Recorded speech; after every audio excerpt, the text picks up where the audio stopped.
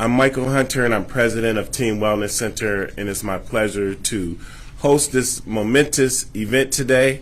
And I'm really appreciative of the number of people that are supporting this initiative behind the scenes as well as out front.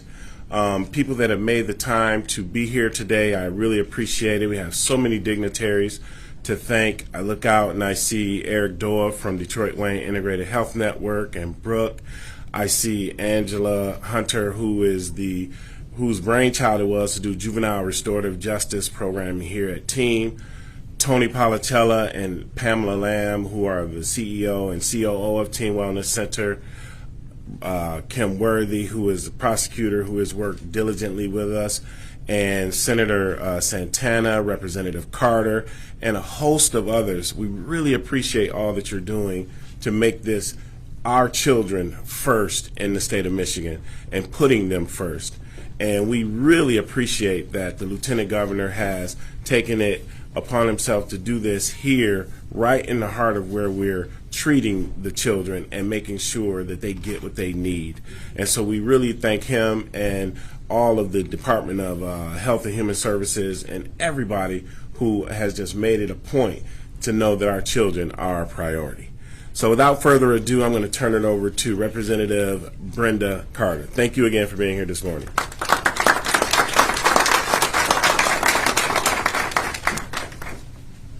Thank you, Mr. Hunter.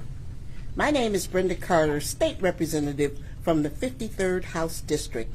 I'm also a founding member of the Criminal Justice Reform Task Force, and I proudly sponsored House Bill 4625 in the juvenile justice package being signed into law today. My legislation is a direct recommendation from the task force, which amends the Juvenile Diversion Act and will now require the use of risk screening and mental health screening tools before a diversion decision is made on a minor. Children in juvenile detention face immeasurable odds during their formative years while incarcerated or in detention, or even after they made their return to society. This bill will ensure children incarcerated or in juvenile detention have every opportunity available for proper assessment and assess crucial mental health services. These tools can help in crafting the plan of support for these children, equipping them with opportunities to change the trajectory of their young lives, returning home to their families, and coming back to our communities and not returning to the system. It's now my pleasure to introduce my colleague, Senator Sylvia Santana, to speak about her bill in the package. Senator Santana.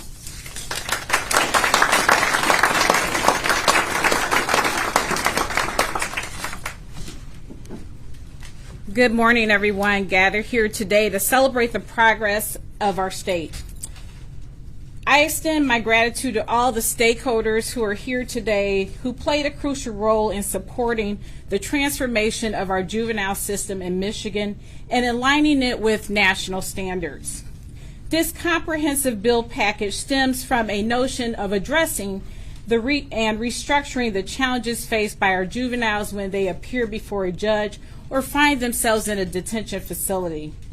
As we stand here today, it's worth acknowledging that many of us, including some on this stage, may have faced troubles in our youth. The circumstances may have varied. Perhaps a neighbor, Mrs. Johnson, reported misbehavior, in my case. A call to the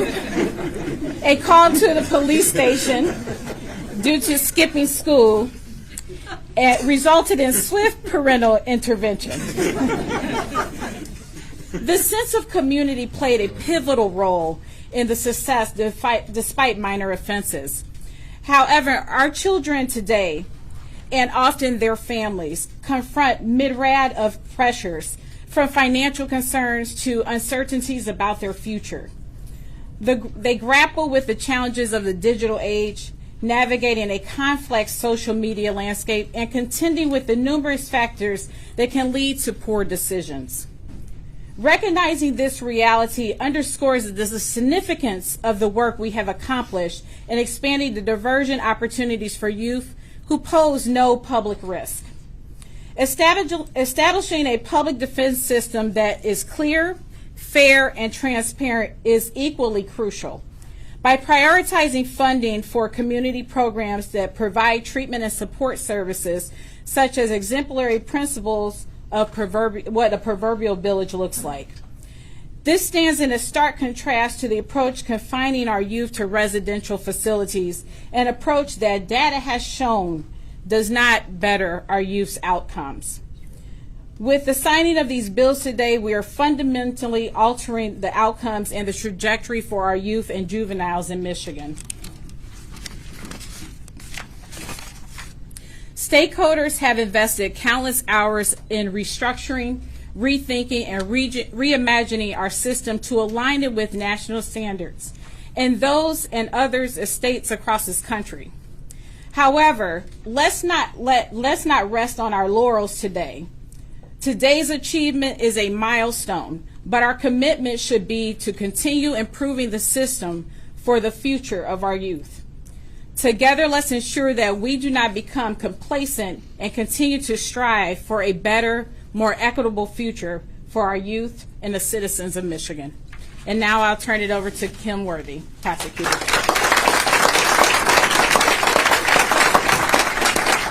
Thank you, Senator Santana. We've been working together on a lot of things lately. Before I start, I want to just recognize my colleague, one of my favorite people, Karen McDonald, who is the Oakland County prosecutor, who was actually on the task force that did the work. Thank you.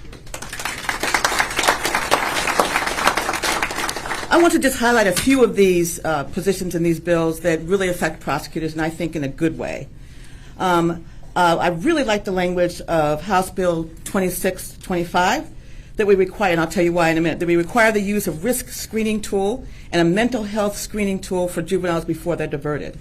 I'm extremely supportive of this. It requires that these tools that are research-based and nationally validated, and that the results of these tools be filed with the court. We at the Wayne County Prosecutor's Office already use a national recognized assessment tool, the Juvenile Inventory for Functioning, and I hope other offices will continue to do the same. This requirement is in line with what you ask us to do here.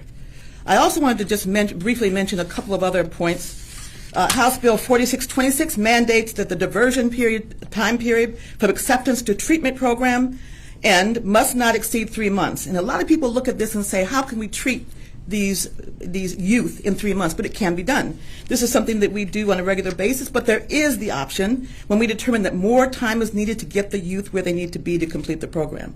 This requirement does not impact the success. In fact, it adds to the success. So I'm glad that there are time periods so our youth don't languish in these programs longer than they have to be.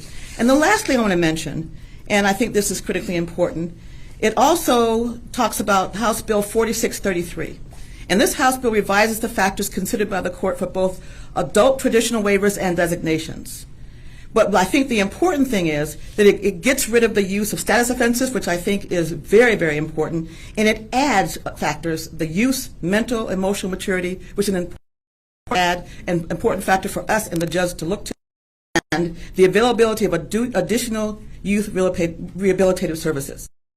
These added will give us an enhanced view of what we're looking at, be able to enable us to help the youth even more, and I think it's necessary, especially in today's climate with everything that we face pre and post pandemic.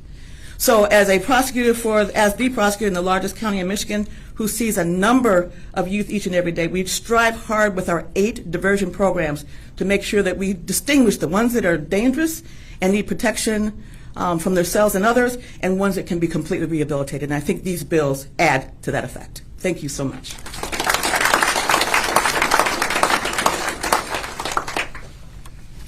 Hello all, my name is Pyrrha Strong. I would first like to extend a great deal of gratitude to the Lieutenant Governor and his team, not only for providing me with this opportunity to stand before you all, but for the critical work that you all do for the youth. I remember how honored I was to have him as the guest speaker for our kickoff for the Michigan Juvenile Justice Advisory Council, where he shared his unwavering commitment to providing, sound services for youth impacted by the juvenile justice system. My name is Pyrrha. I have lived experience in the Michigan juvenile justice and child welfare system. I am now part of a generation of young aspiring leaders taking a stance on juvenile justice reform by utilizing my voice and lived experience to create a systematic change. I am currently a master's level social worker at Wayne State University, where I provide services through the CHAMPS program for students to increase college access and the graduation rates of youth with foster care and juvenile justice experience. I currently serve as the chairperson of the Michigan Juvenile Justice Advisory Council, also known as JJAC. The council consists of passionate young adult voices who have shared their experience and provide the department, the courts, lawmakers, and public with their perspectives and suggestions on how the juvenile justice system can be improved. I believe the critical work the state of Michigan has implemented through the current bills will certainly aid in improving Michigan's judicial system for young people and their families. Youth benefit and have equitable access to a continuum of services that provide resourceful opportunities in a safe, supportive, and respectful environment that honors the youth and their families. I believe that we are moving towards true change, and with the signing of these bills, we are creating various avenues for youth to be prosperous within the system.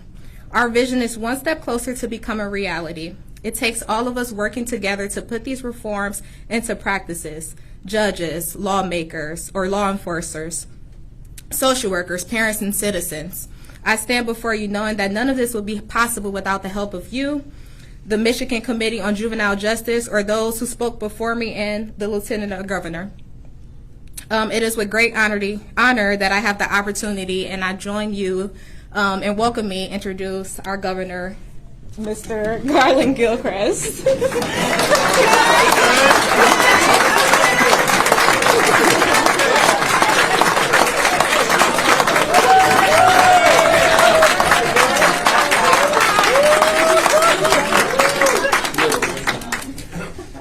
So first and foremost, I want to give Pura another hand.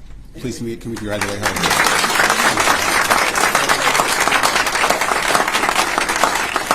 It's not a trivial thing to tell your story, and it takes a lot of courage to use your story to create space and opportunity for others to be better. And her example, she is one of so many in Michigan who stepped up and told their story of their experience of what it was like to be connected to or to go through the juvenile justice system in Michigan. And because of their experience, they had unique insight into what it took to make it better. So it's really important to all of us who work together on this transformational set of legislation that I'm going to be signing into law today, that will really make a difference and lay a foundation for the future of the state of Michigan. And that's important because the truth is, every system that does not position children for success is a failing system. Let me say that again. Every system that does something other than prepare a young person to be successful is a system that desperately needs to be reformed. And that is what this whole effort represents. In 2021, Governor Whitmer created the Juvenile Justice Task Force and asked me to be the chair. She asked me to serve on in this capacity to work with legislators like Representative Carter, who was in the task force, Senator Santana, Representative Sarah Leitner, and others who really stepped up to bring their legislative insight to how we can change the system for the better. But there was a wide array of stakeholders who participated in that. Justice Clement on the Supreme Court, who's here with us, was one of the key leaders of that task force. We had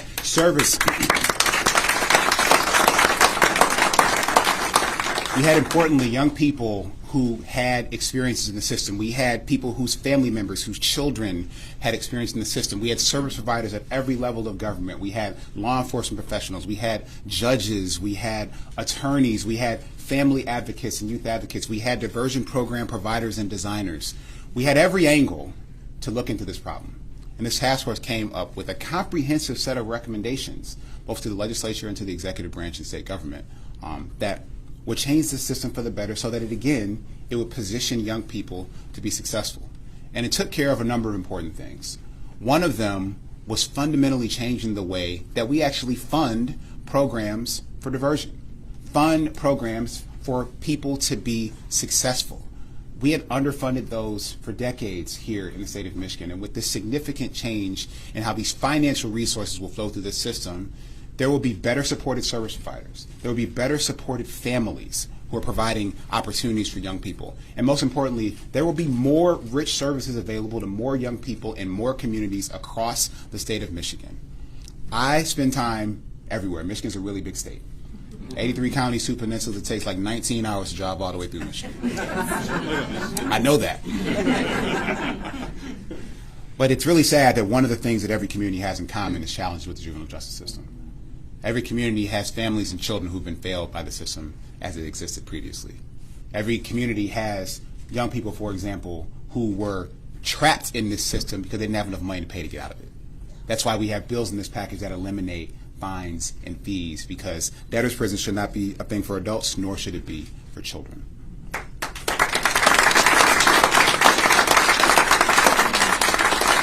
We're actually promoting the kinds of diversion services, and to be more specific, when I say diversion, basically what it means is there are a lot of things that you can do to help a person besides lock them up. And so we need to have more options. We need to have more choices. Those choices need to be better supported. And this provides a pipeline and a pathway for more of those services to be available for more people in Michigan. It will raise the standard, the basic standard that's available for diversion across the state of Michigan. It is amazing that diversion services are available to the level that they are here in Wayne County. It's amazing that they're available to the level they are in Oakland County, but they're not available equitably across the state of Michigan. This will help to right that wrong, because again, whether you are a young person in Alcona County or Delta County or Macomb County, you have the same rights to success, the same rights to a future, and this will help make this happen. And I want to highlight also something that Prosecutor Worthy brought up, which was the use of risk and mental health screenings and assessments to be able to design solutions that make sense for individual children. For too long, we've treated every person who made every mistake in the same way. But this actually will be more responsive to the human needs, the situations, the contexts, the circumstances of individual people.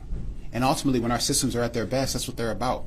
We don't need one-size-fits-all system, because all of us are different in Michigan. Our diversity is something that's really important and that we celebrate in so many other realms. We should also use that as an opportunity to provide better services in the justice system that will position people for civic and economic life going forward. We can build systems that respect people's humanity, their dignity, and their diversity. And all of our criminal justice reform efforts that we've done since taking office, and I've had the pleasure of leading on a bipartisan basis, have done just that. We've worked to reduce people's contact with the system in the first place. We've worked to make sure that if you are in contact with the system, that you're actually treated like a human being. You have the full complement of your humanity during that experience. And most importantly, and it's worth reiterating, we want to position people for success when they are finished with that system, and that system is finished with them. So that they are not tempted, they are not re-entered into an environment that makes it easier for them to commit another crime than it does to do something that will put them on a path towards opportunity, towards education, towards housing, or towards success. And so I want to close by telling some stories, because we heard from so many young people who, again, either are currently in or have gone through in the past our juvenile justice system. And I want to give you some quotes specifically from a program called Cycle Breakers at the Midland County Juvenile Justice Center. We heard from a 17-year-old that said, first and foremost, thank you for being a part of my life in this journey. And now I can discharge past this grind of this system. You know, he wrote that, not one of y'all. There was a 16-year-old young woman who said, thank you for teaching me that I can be more than what happened to me. I mean, think about that, like not what she did, but what happened to her. Because when you think about it, if a young person makes a mistake, the question we should ask is like, what happened to that young person that led them to make that choice? Not to solely be focused on how do we punish this person to the fullest extent possible. That is the shift in mindset that this reform represents. Another 16-year-old says, I am into a new mindset. I'm proud of myself for who I am becoming. Let all the kids who are still here know that eventually you will be home and you will be successful. I couldn't say it any better myself. I'm so proud of this team that came together and does the thing that we do best in Michigan. When we make our mind up that we're going to solve a problem, that we're going to improve a system, that we are going to join the best parts of us to create the best future for Michigan, we are unstoppable. There's no problem we can't solve. There's no challenge we can't overcome. There's no mountain we can't climb. And so this package is yet one manifestation of that, and I can't wait to do more with all of you. Thank you, everyone, for standing tall for Michigan and getting this done. I'll let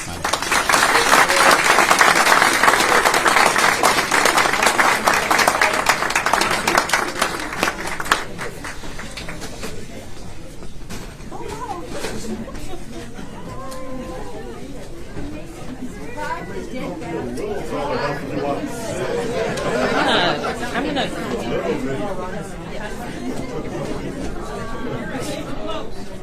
Can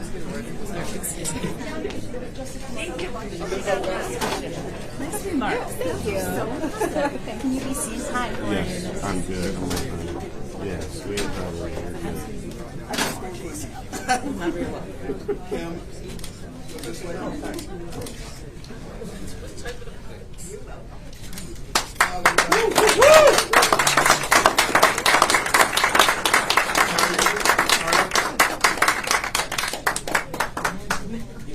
Can everybody point at the paper for me?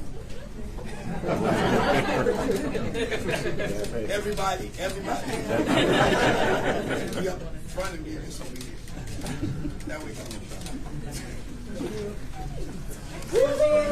Any other members from the cast?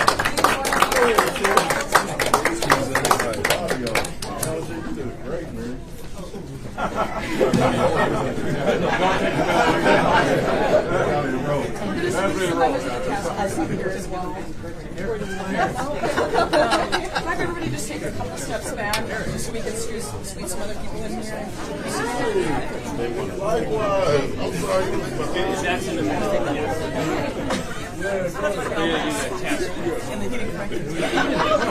Good morning.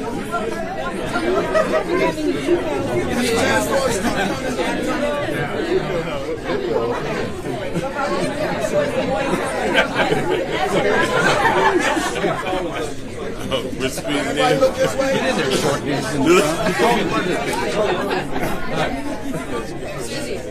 Look into the camera right here. Maybe we're seeing, maybe we're not. Everybody say east side. Hey, squeezing.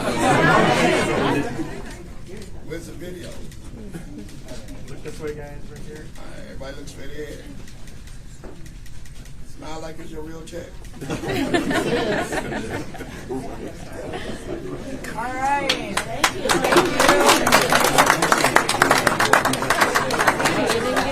Son. Nervous breakdown. I was like, what did I do? You did good, man. It was good to hear hair, right? And Angela is the one who's actually over here. I think it's the giving you guys